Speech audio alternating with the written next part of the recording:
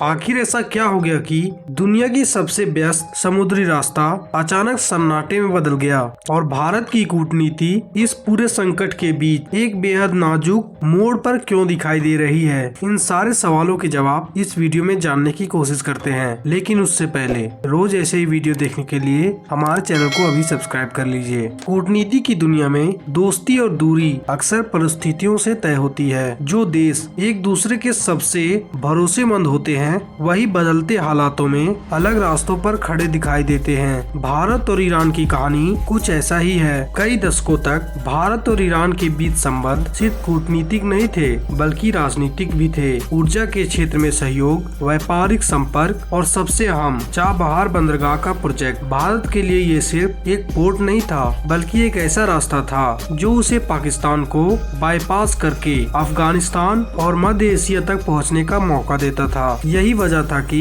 जब भारत को इस पोर्ट को ऑपरेट करने का मौका मिला तो इसे एक बड़ी रणनीतिक जीत माना गया। दिल्ली में बैठे नीति विशेषज्ञों को लगा कि भारत को क्षेत्रीय व्यापार और रणनीतिक पहुंच के लिए एक अस्थायी रास्ता मिल गया है। लेकिन अंतर्राष्ट्रीय राजनीति की सबसे बड़ी सच्चाई यही है कि वहाँ कुछ अस्थायी नहीं होता। हालात बदलते हैं, नेतृत्व बदलता है और कई बार रिश्तों का संतुलन भी बदल जाता है। पिछले कुछ समय में पश्चिम एशिया में तनाव लगातार बढ़ता गया। एक तरफ इजराइल और दूसरी तरफ ईरान, दोनों के बीच आरोप प्रत्यारोप से शुरू हुई तनातनी धीरे धीरे खुले संघर्ष में बदलती दिखाई देने लगी। मिसाइल हमले, ड्रोन स्ट्राइक और लगातार बढ़ता सैन्य दबाव, इन सब ने पूरे क्षेत्र को अस्थिर कर दिया। इस तनाव का असर सिर्फ जमीन तक सीमित नहीं रहा, समंदर भी इसके चपेट में आ गया। खासकर वह समुद्री रास्ता जिसे दुनिया स्टेट ऑफ हॉर्मुज के नाम से जानती है। ये वही रास्ता है जहाँ से दुनिया का एक बड़ा हिस्सा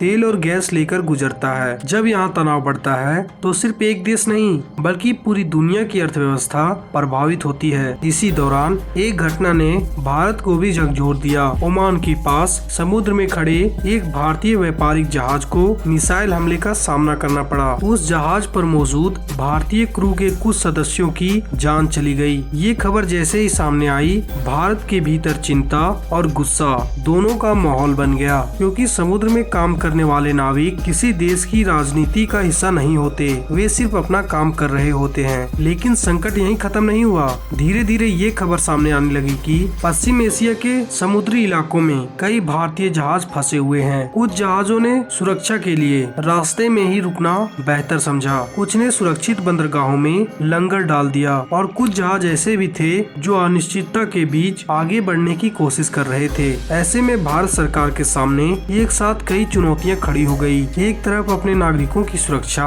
और दूसरी तरफ ऊर्जा सप्लाई की चिंता और तीसरी तरफ क्षेत्रीय कूटनीति का संतुलन। इसी बीच एक और दिलचस्प घटनाक्रम हुआ। इजराइल ने भारत से मेडिकल सप्लाई की मांग की। युद्ध जैसी परिस्थितियों में अस्पतालों और मेडिकल सिस्टम पर अचानक बहुत दबाव आ जाता है। घायल नागरिकों के इलाज के लिए बड़ी मात्रा में दवाइयाँ और मेडिकल उपकरणों की जरूरत होती है। भारत दुनिया में जेनेरिक दवाइयों का एक बड़ा सप्लायर है, इसलिए इजराइल ने तुरंत भारत से मदद मांगी और भारत ने भी बिना ज्यादा देरी किए मेडिकल सप्लाई भेजने का फैसला किया। कई लोगों के लिए ये एक मानवीय सहायता थी, लेकिन अंतर्राष्ट्रीय राजनीति में हर कदम एक संदेश भी होता है, क्योंकि उसी समय ईरान भी हमलों का सामना कर रहा था। वहाँ भी नागरिक घायल हुए थे। ऐसे में कुछ लोगों ने ये सवाल उठाया कि अगर भारत ने इजराइल की मदद की तो क्या उसे ईरान की भी मदद करनी चाहिए थी। यहीं से चर्चा शुरू हुई कि क्या भारत का झुकाव अब एक तरफा दिखाई दे रहा है। लेकिन दूसरी तरफ कुछ रणनीतिक विशेषज्ञों का कहना है कि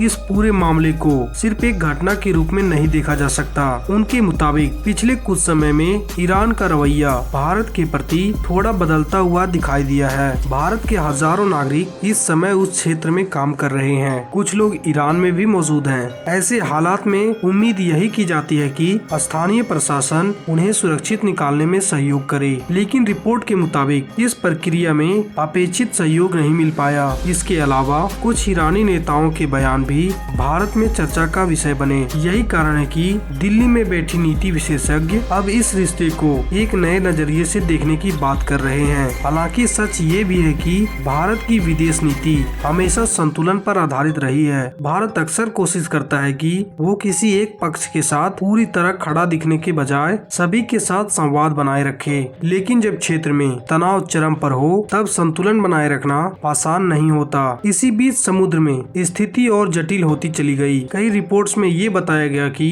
कुछ जहाजों को चेतावनी दी गई है कि वे संवेदनशील इलाकों से दूरी बनाए रखें। कई शिपिंग कंपनियों ने भी अपने जहाजों को अस्थायी रूप से रूट बदलने की सलाह दी। भारत में भी स्थिति को देखते हुए अपने नौसैनिक जहाजों को सतर्क कर दिया। ओमान की खाड़ी और अदन की खाड़ी में भारतीय नौसेना की गतिविधियां बढ़ा दी गई ताकि जरूरत पड़ने पर तुरंत कार्रवाई की जा सके। नौसेना का काम सिर्फ युद्ध लड़ना नहीं होता, बल्कि संकट के समय अपने नागरिकों की सुरक्षा सुनिश्चित करना होता है। इस पूरे घटनाक्रम के बीच सबसे ज्यादा चर्चा जिस मुद्दे की हो रही है वो है चाबहार बंदरगाह का भविष्य। ये वही पोर्ट है जिसे भारत ने एक बड़े रणनीतिक निवेश के साथ विकसित किया था। कई विशेषज्ञों का मानना था कि आने वाले समय में ये पोर्ट भारत की क्षेत्रीय कनेक्टिविटी की रीढ़ बन सकती है। लेकिन अब सवाल उठ रहा है कि अगर भारत और ईरान के रिश्तों में दूरी बढ़ती है तो क्या इस प्रोजेक्ट पर भी असर पड़ सकता है, क्योंकि अंतर्राष्ट्रीय राजनीति में समझौते